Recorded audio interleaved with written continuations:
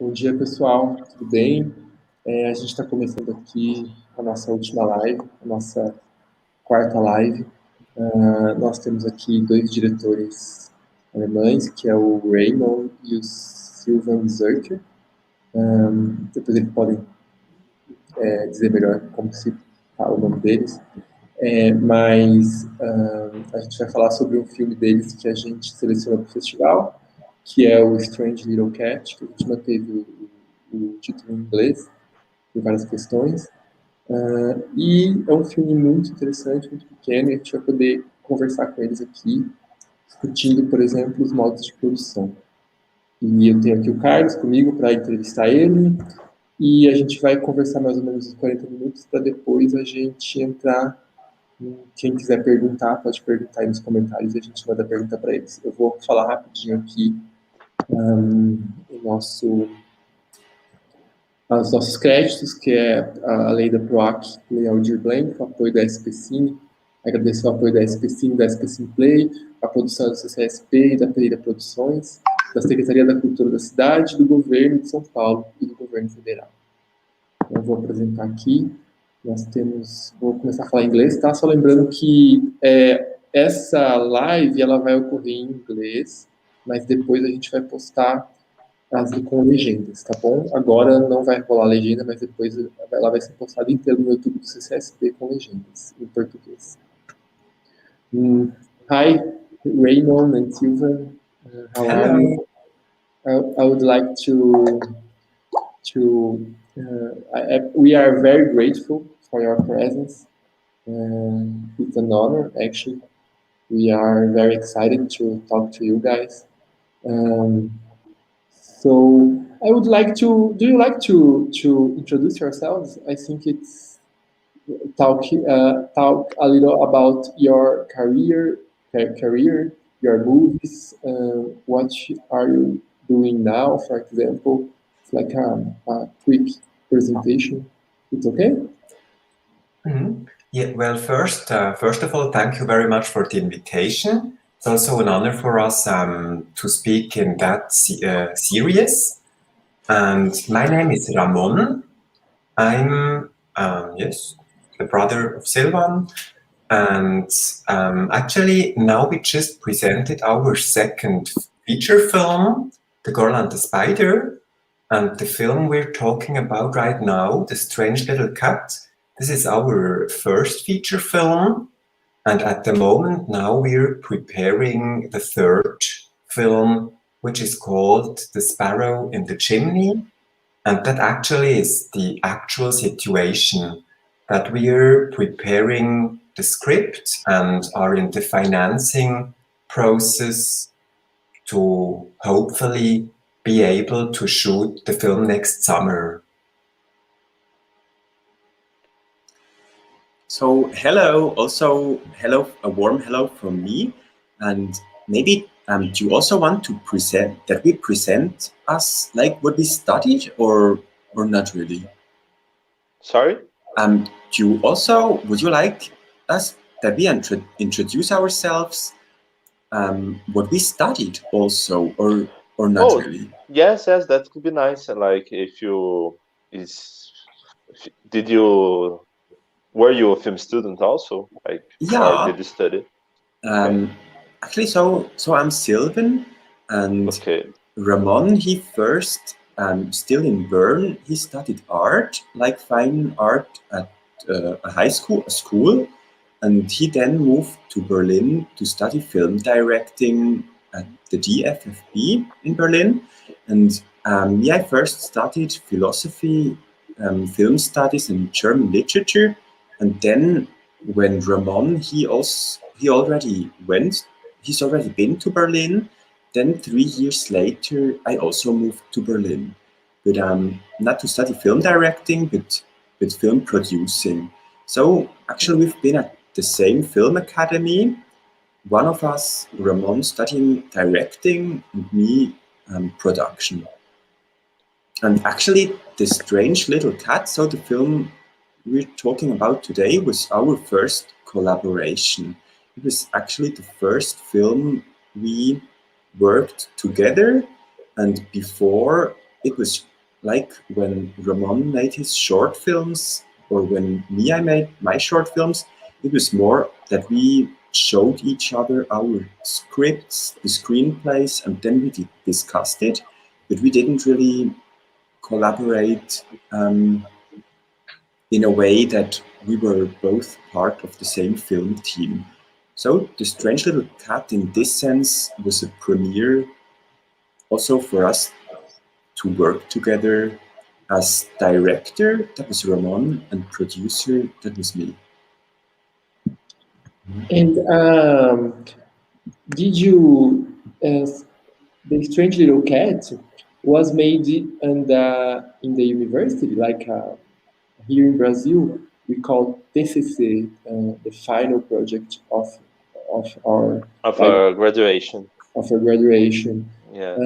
Can you talk about that? Like, Strange Little Cat was made as a student, or did you make this film after you ended your studies in university?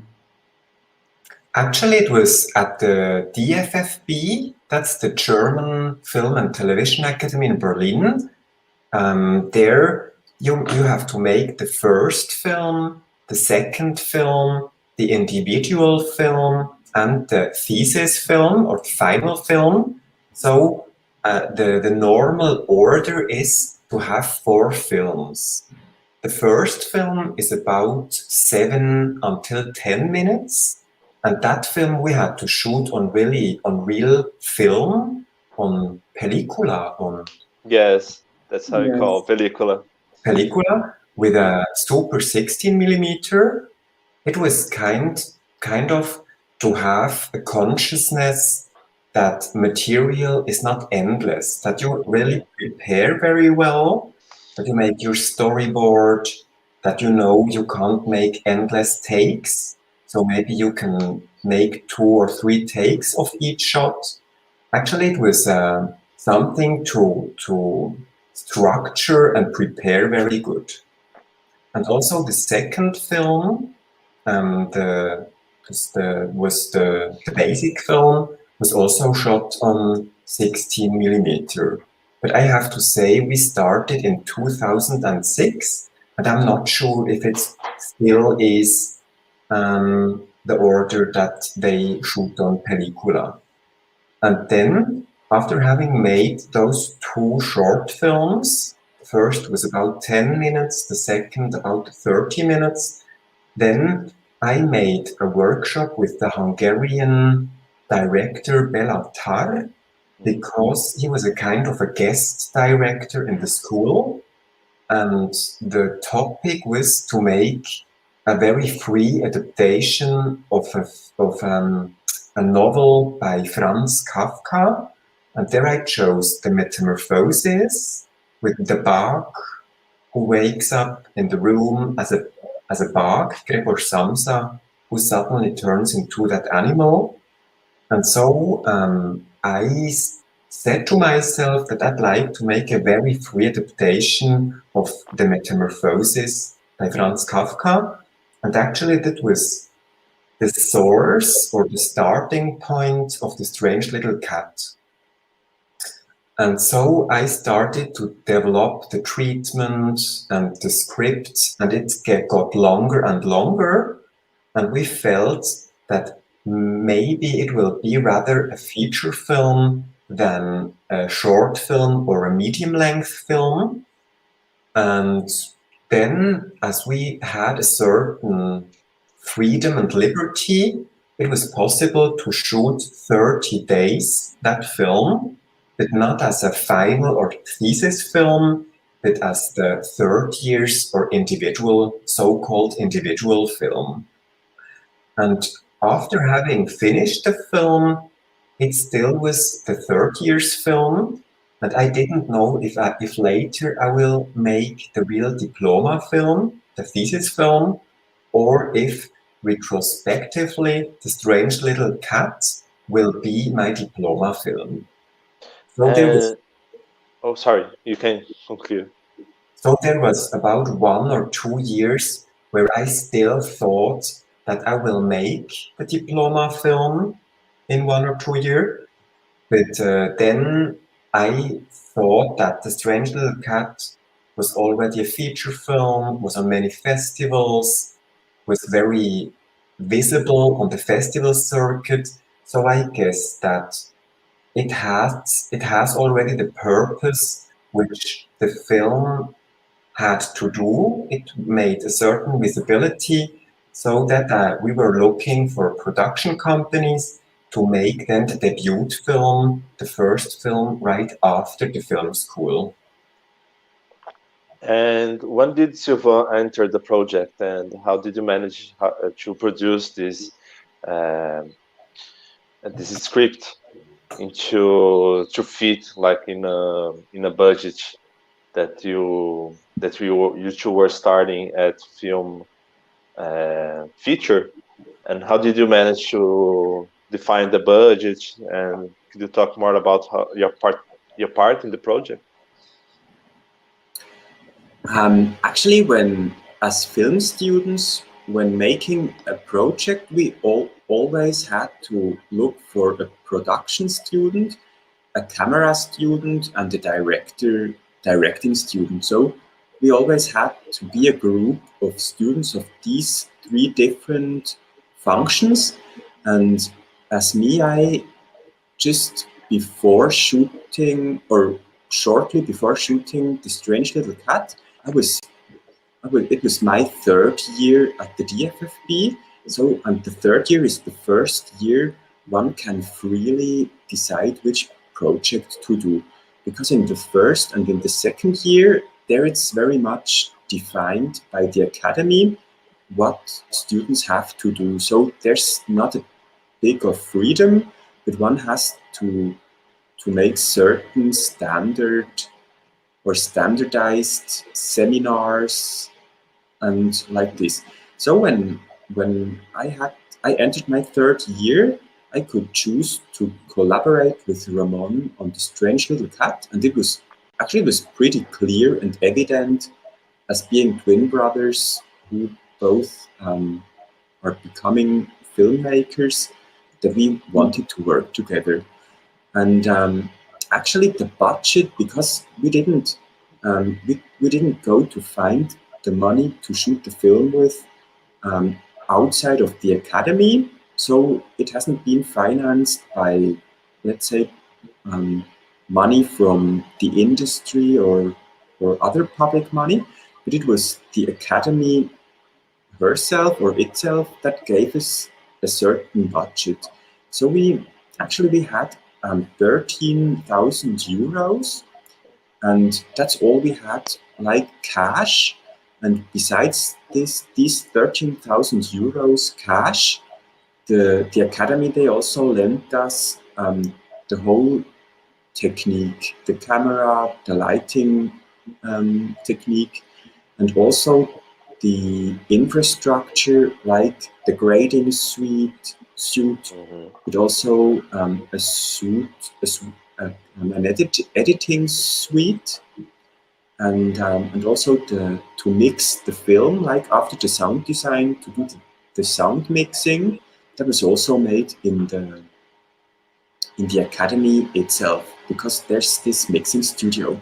So actually we had a lot of things the school gave us for free, and we had these 13,000 euros to spend on food, but also on electricity. Then we had some extra lighting we had to lend or to rent from another industry provider, because the school didn't have like all the lighting technique, all the lamps we needed. So this was also like some costs, and also like gasoline, because we had to drive the actors to the set and then back home also. So there was also gasoline we had to buy, and it was these kind of things, because actually we couldn't pay the actors nor the team members. We all worked for free. So so actually there was no money spent on like the the persons working there. And yeah, and so actually it was, because it was like many days, it was 30 days, but still we managed to make it within these 13,000 euros. And actually we didn't go over budget, but we stayed in the limits of the budget we had in mind. And actually there was also a line producer that is part of the school. So she's like a teacher, and she also like watched our steps pretty clearly. So we haven't been unwatched or or completely liberated by teachers. The teachers were guiding us a bit, or giving us advices and things like that. And it's good to hear that it's kind of same. It's kind of the same here in Brazil. I am a student. I was a student Film student. Film student too, Carlos too, and so it's like the same. But we didn't like a feature film. We just did a short film as a thesis movie. So, but I wanna ask some things like, do you think that the small budget changed the first idea that you had, like you had to because of the you have to deal with the budget that your school gave to you, so you have to adapt. Did you have like a standard script, or did you? I'm asking because sometimes the school asks a standard script before you go to film, and for example, and sometimes in the real world, the real world, when you are in a small budget, you have to work with a small crew. But in the university, because of your friends are also students, so they help you because they have to. So you work with like a bigger crew than if you are like in the real world, for example. So I'd like you to enlighten us about this, like how was your script? Like, was a standard script? It changed too much when you go to production.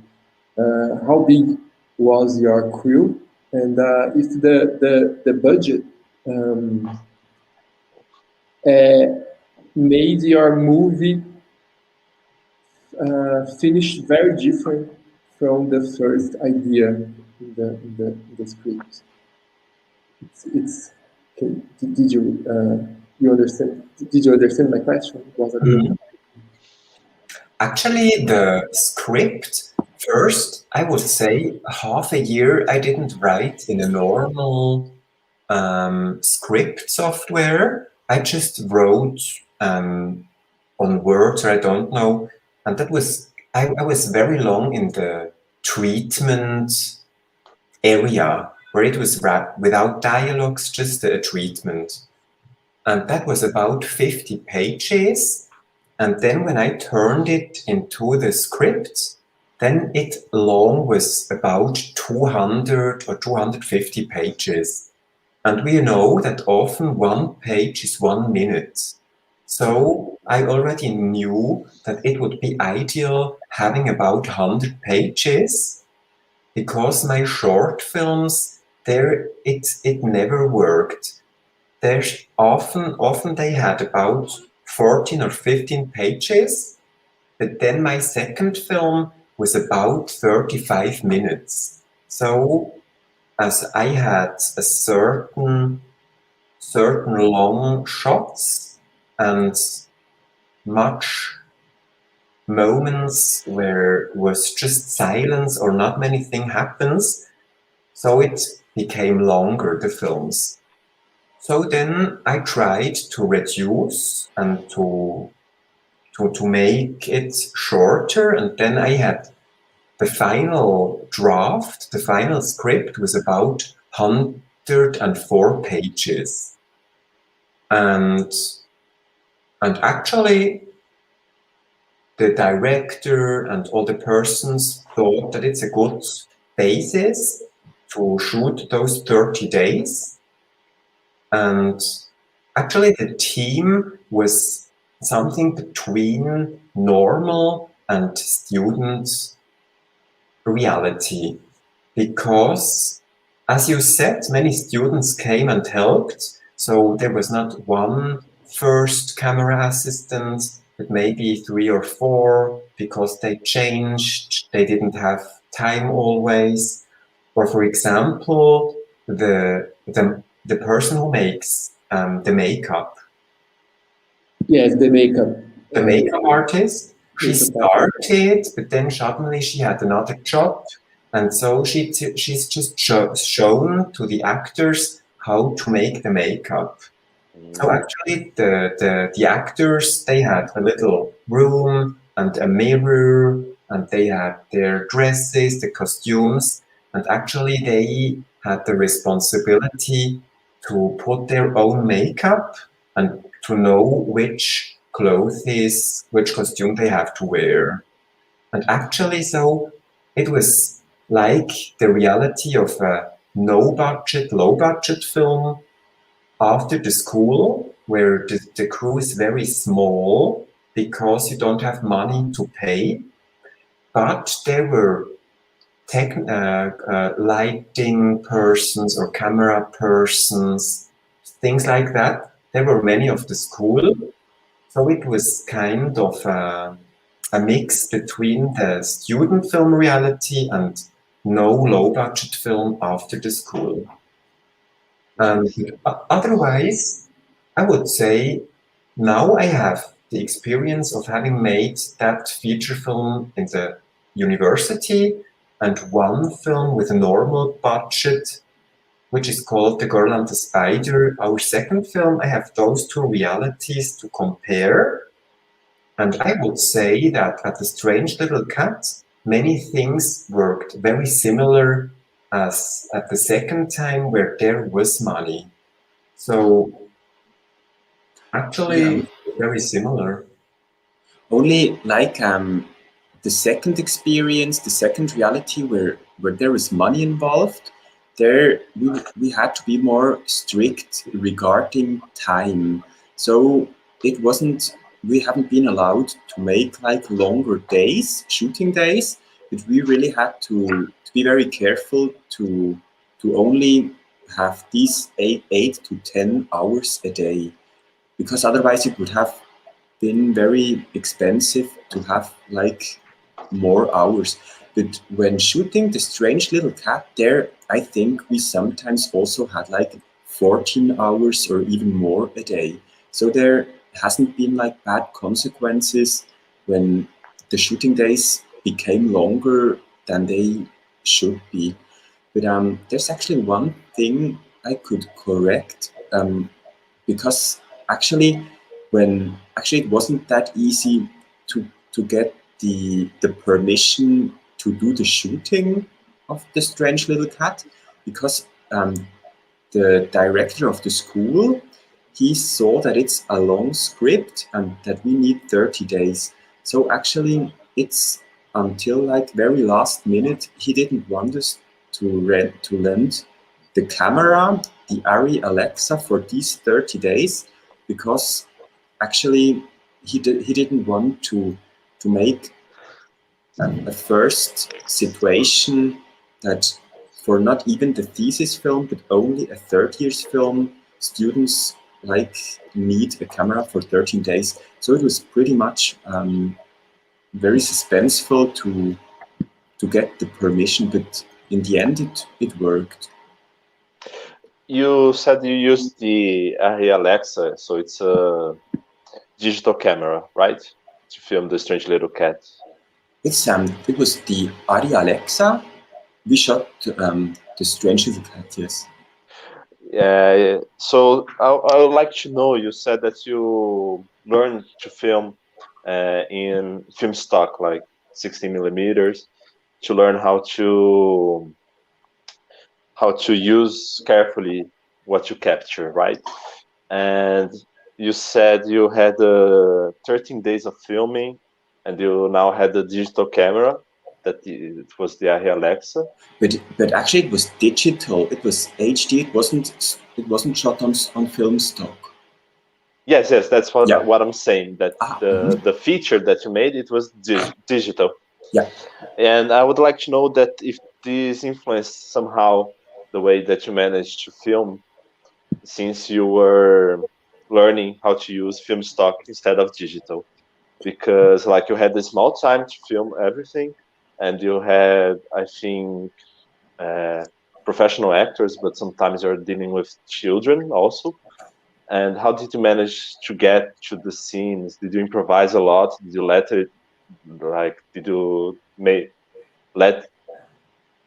let yourselves do like 2-3 takes of one shot, or it was like no, you knew exactly what you wanted, and it was like one take and that's it?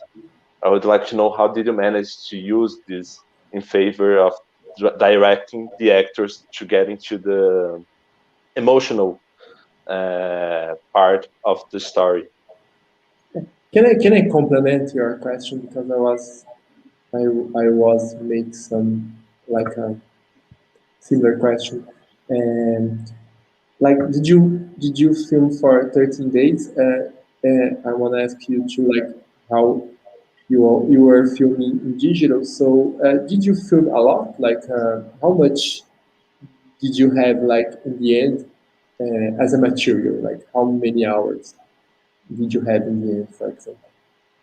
But I didn't. It was not 13 days, but 30. Oh, 30 sorry. Yes. And actually, we shot on HD, not on, I don't know, 3K, 4K, but it was, so actually, I guess it was about 3 or 4 terabyte material, but I'm not sure anymore. But actually, when we shot with the cats or with the insect, the moths, or with the pigeon, always when we shot with the animals, that was a moment of improvisation, and that took sometimes much material, because we just put on record, and then we hoped that the cat or the dog, not really the dog, but the cat and the pigeon or the moth do what they should do. And the dog was rather like a real actor, because we had an animal trainee, a dog trainee, and she really could make the mise en scène with the dog, with the click. And so that worked very, very good. And actually, I think the experience of having shot on film, on pellicula, made that also the Strange Little Cat we prepared very well. And there, in general, there was not many improvisation. Most things were really written, the dialogues, the actions. We had the storyboard, the DOP, Alexander Haskerl. He even built a digital model of the flat, and he had little figures with the height of each actor, and there he could put a digital camera to look with which lenses, what is visible, what do we see, because we often took the same camera lenses, the same, I don't know which one anymore, but it was a lenses which was very close to the human perception. And actually, I would say sometimes there were 4 takes, but when it was complicated, it went up until 13, 14 takes, when there were also the animals, or when the bottle, the shot where the bottle dances in the kitchen, That was a shot we made about 15 times. But I guess that the fact that we shot the first film with Pellicula made us to prepare very good and to use very economical filmic means, because we didn't have like dolly travel or many complicated things. We often were back to the roots, just a filmic cinematographic language with which a very simple vocabulary. And actually, yes, and also that we had that passion of static camera and moving mise en scène, that the actors do the movements and the camera is very static. That made that we didn't have to put the camera, to change the camera very often. And that shooting reality made that we could shoot much today, because it was not so complicated to make each scene out of different or many angles and point of views. But the change between like stock footage, like film, pellicula, and then digital, because when shooting on pellicula, on film footage, then we didn't work with children nor with animals. And actually it was these two elements, children and animals, that to us was quite riskful. It was pretty risky. So actually it was a luxury to work with digital material to kind of have the possibility to handle these risky elements, the children and the animals. And also because the animals, sometimes we made compositings, like visual effects. So we combined different layers. And this also was much easier possible with this digital footage we had, just to, for example, make a compositing of the cat jumping somewhere with this, with the scene with the actors in it. So this also was a new freedom we kind of experienced when shooting The Strange Little Cat. And actually, there's one other thing I'd like to say about the minimalism of the film and the low budget, about this relation, because actually one could think that the low budget determined the film to look the way it looks, like to have this minimalism, this visual minimalism, for example. But actually, the school we studied at, the DFFB, there it's actually also a bit of so there's like a certain style also we've been confronted with.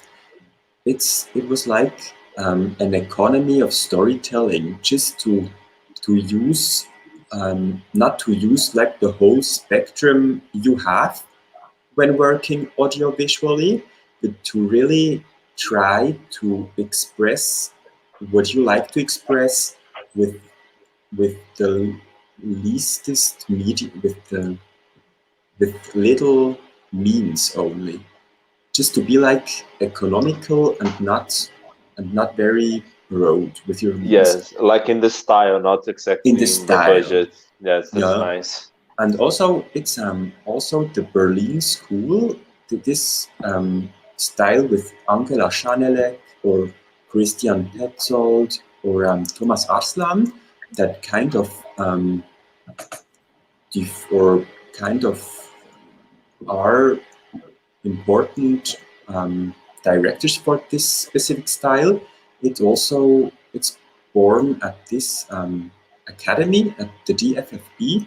So actually the teachers also, they always taught us how to economically tell our stories. And actually I think also if we would have a bigger budget, still what we would have been looking for visually would be a certain minimalism.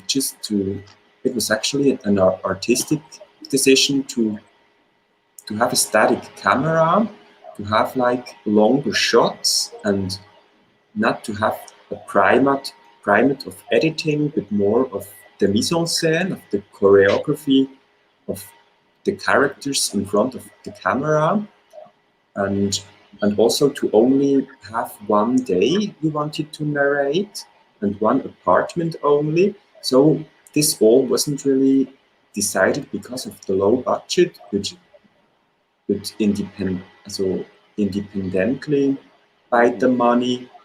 It was what we were looking for or what we wanted. Yes, thank you, because I think that's very important. So film students can sense that they need to exercise like a style of filming. That's what determines how it will look, not exactly the budget only. They can let the budget say what their film's gonna be like, but their styles and their accents. Yes. I have a question about that because when I watched the movie, I feel that there's another layer of um, because there's this natural this routine very well depicted, like, and then we have another layer that I could call, I don't know, I could call like philosophical, because when you were watching your movie, you sense that awareness of like of time. It's uh, I don't know how to express that, but what I wanna ask is like, did you prepare that? Did you try to reach that philosophical layer?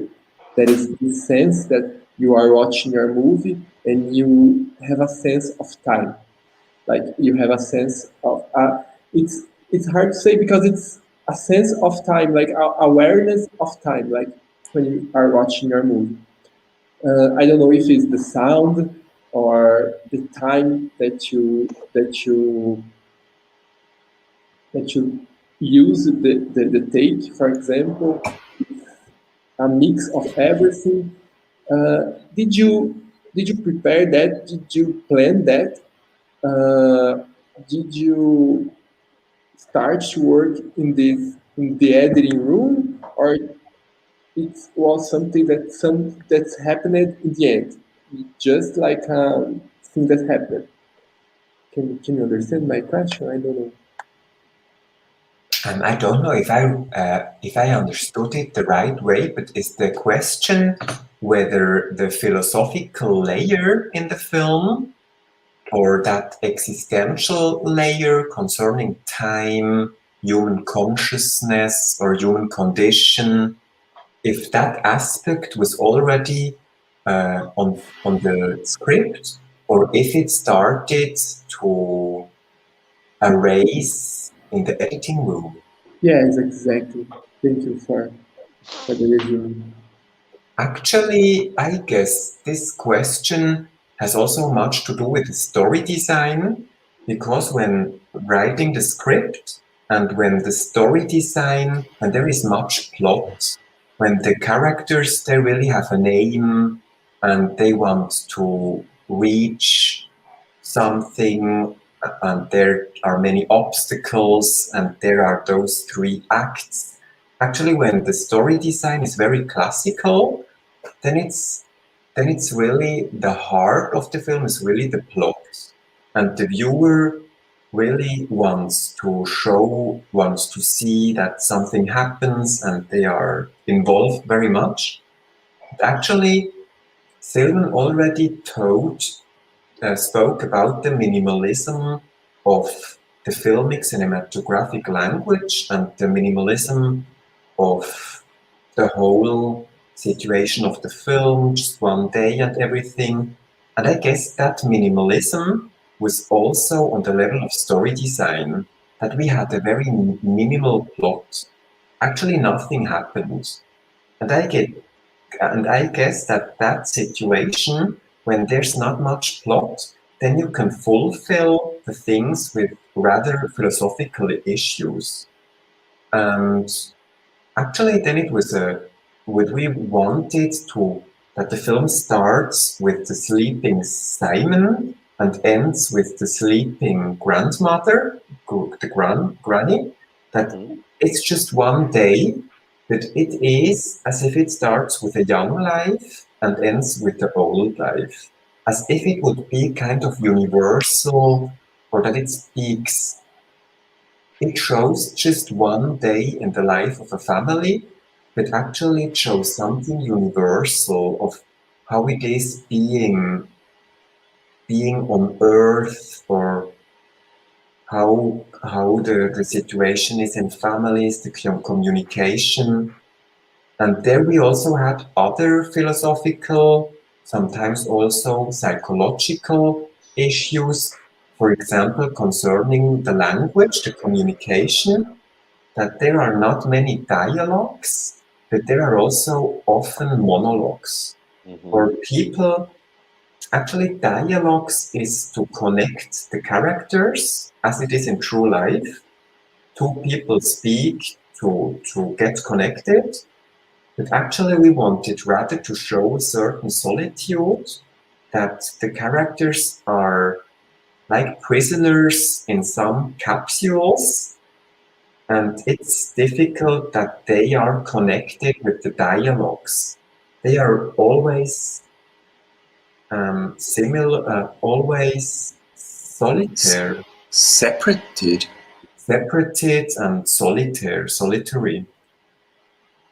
And actually, for me, it's a very existential film, has a certain philosophical dimension. It's also close to the absurd theater of UNESCO, that the absurd humor, the strange situation of being born, of being a human, of fell down to earth and being surrounded of an audiovisual situation, so-called the life, actually, which is very special. And so we wanted to make as if an alien comes on Earth and observes a family, and that alien doesn't know what happens, and so it's rather like a spectator. It's not a narrator who knows everything, which is often in the classical cinema, that the narrator already knows who is the protagonist, what will happen, but it was rather a narrator like an alien who just observes and tries to understand what happens and tries to read the signs. And I guess when you design that kind of narrator, then it very quickly has a philosophical dimension, because it speaks about the human condition. Human consciousness, I think. Human consciousness. Human consciousness. Maybe the human condition. Condition, yes, yes. But I really like it what you said about because this is my feeling watching your movie, about the aliens come and see like as an alien, like this, looking this family like if everything is interesting, like even a cup of glass falling in the ground, it's very like interesting. Everything, the small things, everything has the same like weight in our view. That's the sensation when I watch your movie, and that's really hard to reach, I think. And also regarding the time in the film, because it's already before, it was always that films that narrate, that have like real-time storytelling, they in a way attracted us much more than films with many ellipses, like films that narrate maybe a big spectrum of time, let's say a year, and then they kind of condense this year. Sometimes these films, like we get a bit less attention or fascination, but when there's films that are driven by a real-time mode, and that kind of that express the potential of a simple situation in details, then sometimes our sight, the way we observe the situation, is more waken. Then we've got a very waken sight, and we observe very with fresh eyes. And so actually it's also something very individual, that we do like this real-time storytelling a lot, to kind of try to express, or to kind of express the potential that lies in a very simple situation. Yes, and I know a lot of films that are good doing this, but your movie, for me, it's one of the strongest, like, that pass this sensation so strongly. Now we have a couple of questions from the public, from the audience, and we are getting in our time. Can I do you both want to say something more, or can I go to the questions? You can go to the questions. Okay, great. Okay. So let's go. We have one question here regarding the fact that Sylvain studied philosophy. The question is here. Once questioned in an interview, Bruno Dumont, the director, gave the advice to study philosophy and then make cinema. So do you think that's a good advice? Do you think that's necessary? He's asking because do you think that this made a difference, for example? Who was it who did this recommendation? Was it Bruno Dumont? Yes. Bruno Dumont. Sorry for. Yeah. No, it actually I wouldn't advise to first study philosophy and then filmmaking. But to study philosophy anyhow, I find it's a very good, because it's very basic. In studying philosophy, you learn to ask questions, and to ask which questions might be the ones to see something more clearly. So I think that's in every field of, and not only in filmmaking, but in every field, a good idea. So, but actually, there's not really that I find it. There's also other things one can deal with, and it's good to first have dealt with these things and then doing a film studies. With philosophy, of course, I find it's a good idea to have this basic. I understand. Thank you, because I didn't make philosophy, so for me it's very nice to know. Because I don't want to do. We have like a second question from Freitas. He said that he liked a lot the composition of Strange Little Cat, very vigorous and broken in some way, like at the same time very precise. And do you think that this is a aesthetic that keep it in your second movie, for example, The Spider and the Girl? And do you think that it will be like a aesthetic from both of you? And I wanna know how, because you, Silva, in the second movie, you you cooperate as a director too, right?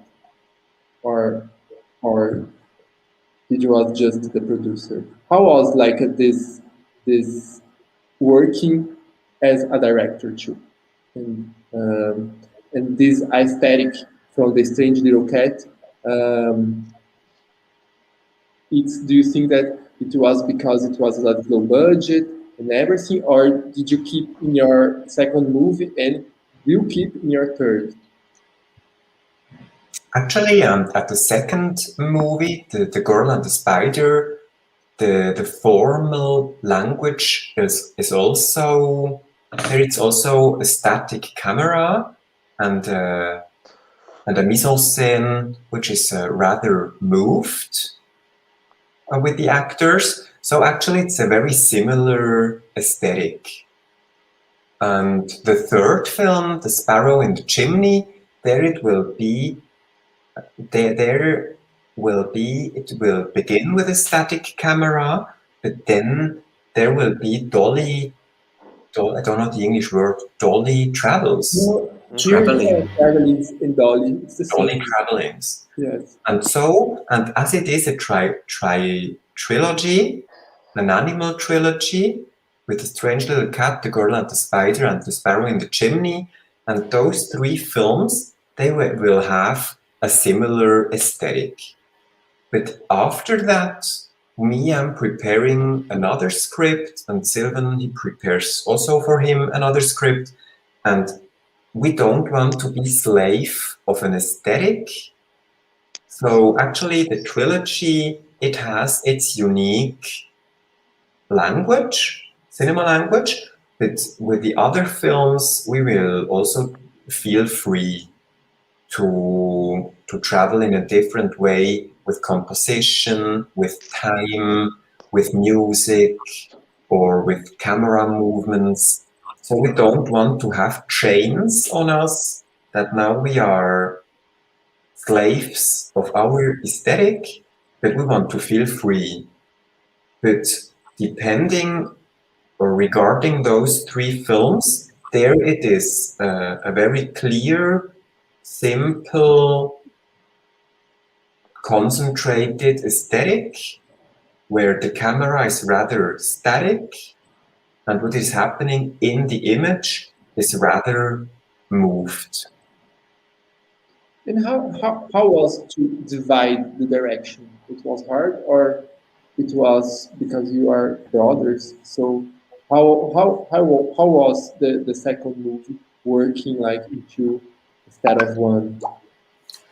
The difference was because when working on The Strange Little Cat, then I was really absorbed by all the production aspects of the filmmaking. So I was actually all the time in the office and dealing with the next shooting day already. So I was just very rarely on set, but usually I was in the production office. So, and then when shooting the second film, The Girl and the Spider, then we worked with another production company from Switzerland, from Geneva.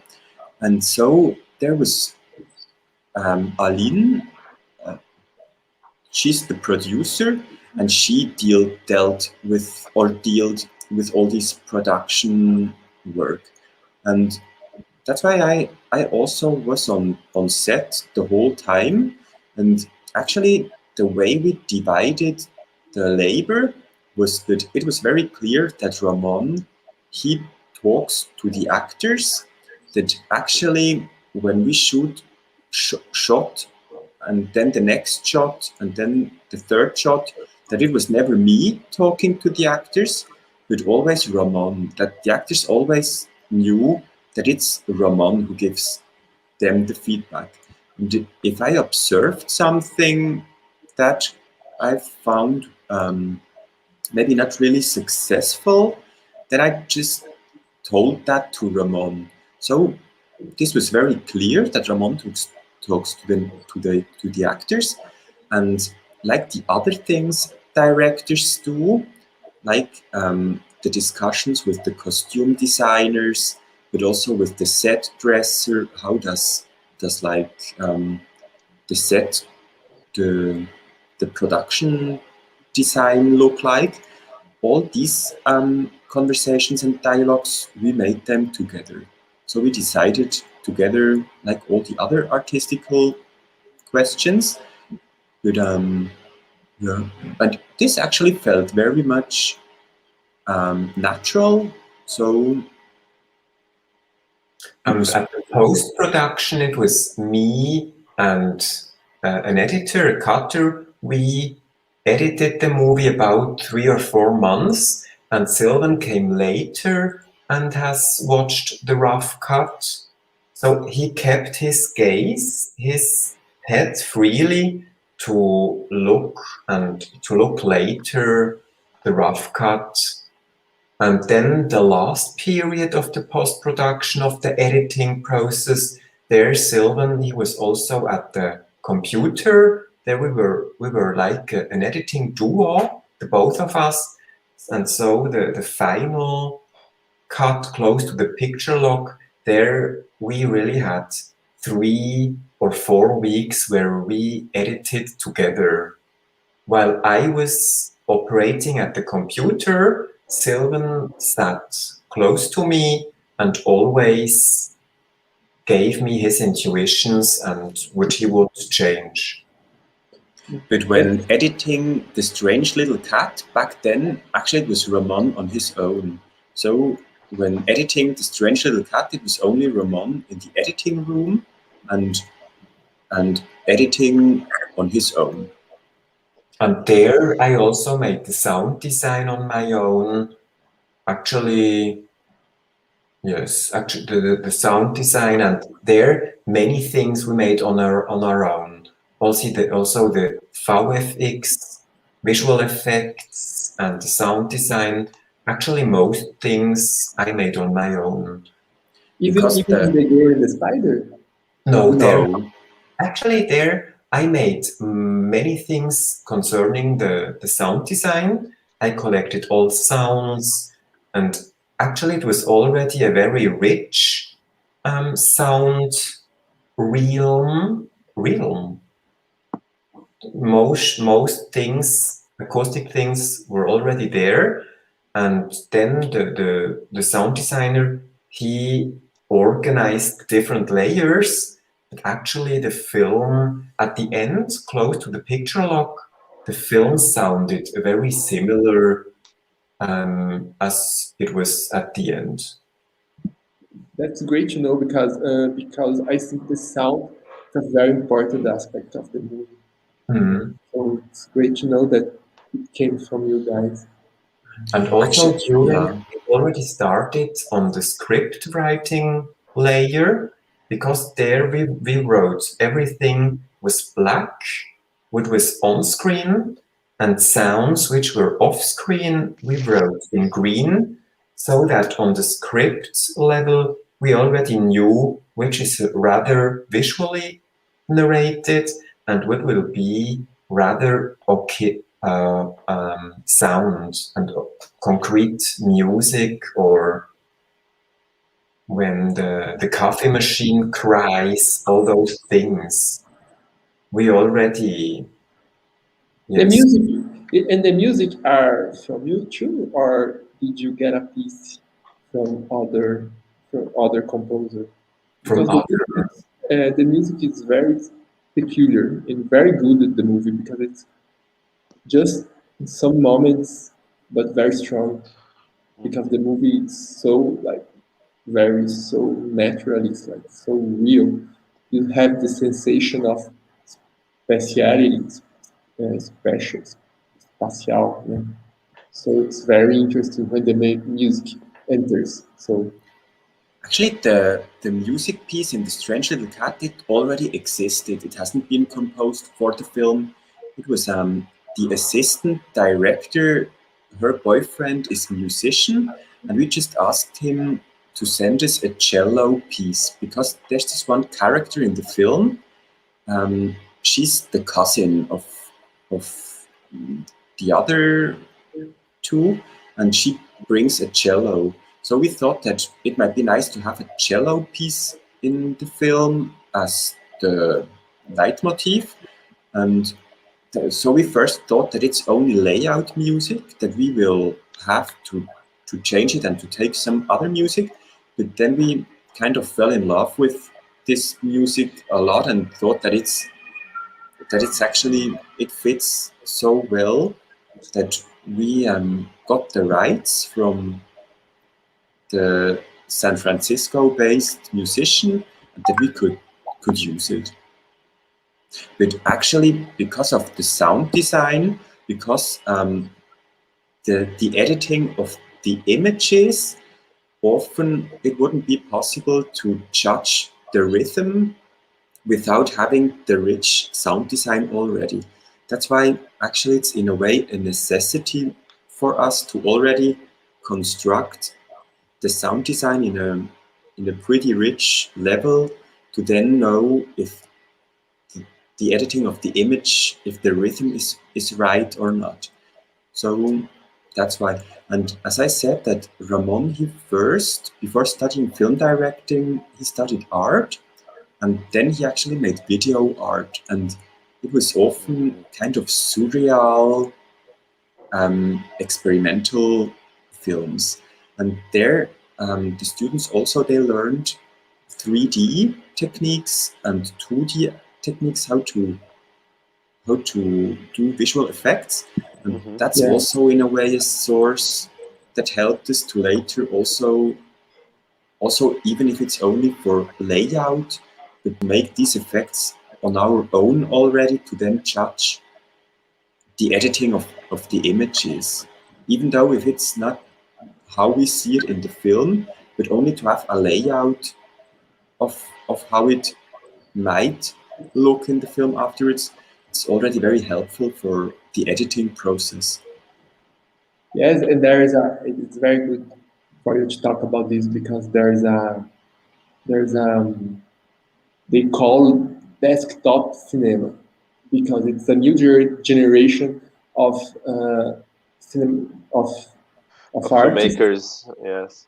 Yeah, that know how to work with like professional tools, like Pro Tools and a lot of After Effects and a lot of other programs that just like the professionals from studios used to know. But now we, like young people working with art, know how to do it. So we got our own computers and make ourselves, and that's it's another level of like composition, for example. And it's very good because it's one of the things that we are making this avenue, right? Knowing that showing that the great movies are made like there are more amateur aspects inside, amateur not in the bad way but in the good way aspects inside then we think like. So it's very very good for you to clarify that for us. Well, I think we have like a last question, and it's okay for you for you both to respond, or I don't know if there are more metaphorical intentions, but do you have any symbolic interpretation related to the moth and the animals in general in Strange Little Cat and in your other movies? Maybe I wouldn't say, I don't know if I understood it right, but was it if the animals, the moth, the cat, or all the animals, if they have a symbolic meaning? Yes, if they are like used as a metaphor for the characters or the story in itself. Or did you just put it there and see what could happen?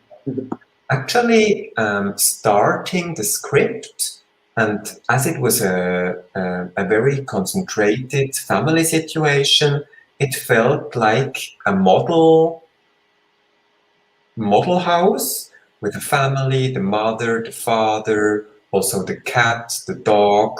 It felt like the cliches of a normal family. Mm-hmm. And then for the strange little cat, actually I wouldn't say that the animals have symbolic meanings, but rather they have they give the possibility to make associations. Is that an English word, association? I Yes, think yes. yes. For example, a cat, which former was something very wild, but now is rather domesticated. It's in the flat, and the humans give food to it. So former, in the older days, it used to be a very free animal, but now it's rather domesticated. And for me, the cat has something, as the main character, the protagonist is for me the mother, and it feels a little bit as if the everyday life of that mother is close to a prison, that family thing is a little bit like a prison. And so for me, it was a closeness between the cat and that mother. And the moth doesn't have for me a symbolic meaning, but it was, as I told, with that alien, which comes and goes through the different chambers, rooms. For me, actually, on a older script draft, the moth was much more involved in the film. Sometimes at the shots, there was just the moth going around, and for me, it had something which just flies through the space. But the girl and the spider has different meanings, but as you haven't seen the film, it won't be very interesting to speak about it. But the most important thing is that the animals have certain associations, are an important aspect for the filmic space, and they stand for something, but not in a symbolic way, as the fish stands for Jesus or something like that. It's not that a spectator has to know something about the meaning of the cat or the literal cultural meaning of a moth. It's not that there has to be a knowledge. It's rather that the spectator can be very open, can walk openly through the film, and can have associations with the cat, with the spider, with the moth. But not like the fish stands for Jesus. Not Yeah, like well, that's great. It's great to hear. And it's great that you say that for our audience because we have a lot of these questions like this this this willing to find like symbolic significations in everything. And I know that as an artist, I know that for us is a little more like an instinct, for example, like something that we know that will work, but we don't know how, but will. And it works in your movie. It works very well. So I'd like to thank you, both of you. It was a great talk. For me, as an artist too, it was really good to listen to you talking about a movie that I like it a lot, and I watched it very I found the movie and I got involved with him a very long time ago, and now we have the chance to screening here in Brazil, and I think it's great because it's hard to we get this type of movies to be screened here in Brazil, and so it's our job to bring these movies to our Centro Cultural. So I thank you both for the park. Great. And will it be physical screenings or is it online streamings? No, it's only online streaming. It's online streamings, yeah. But that's good because so many people from all Brazil can watch the movie. Not only Great. Paulo. And here we are very like in a very difficult situation in the pandemic. Our vaccinations are not as good as Europe, for example. So to reach and to reach a large public, the online it's the best way to do it for now. And because we have like I think we are learning that we are reaching a lot of more people online streams, and here thinking about the movies that we are screening, it's very important to have this opportunity to show your movies for a large audience. So it's very good. Great. And I like to. Well, I will start to say this in Portuguese now because I will say that the movie will be screening until 23 May, 23 June, and so and then I will finish here. Okay, thank you for both. Great. Thank you very much. Thank you too. Thank you a lot. Yeah. Oh, I made a mistake. I tell them that you both were German, but you were from Switzerland, right? We're Swiss both, but we do live in Berlin, in Germany, most of the year. But actually, we're born and brought up in Switzerland. Okay, thank you for the clarification because I said that you were both German. I didn't know.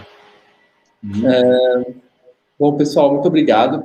A gente vai finalizar aqui. Eu agradeço a presença de todo mundo e eu agradeço a presença do Raymond e do Silvan. E a mostra os filmes ainda vão ficar disponíveis na plataforma da SP Cineplay até o dia 23 de junho. A gente ainda tem um curso que eu vou ser professor no domingo agora, então quem quiser se inscrever tem que se inscrever pela Simpla, tem que dar uma olhada lá no site. Curso sobre Mumblecore, sobre esses filmes. E acho que é isso, né, Carlos? Tem mais alguma coisa aqui? Não, acho que era só isso mesmo, colocar o link, né, do site e assistir aos filmes que estão em cartaz mesmo. Agradecer mais uma vez eles. Thank you both of you for your time. And thank you for your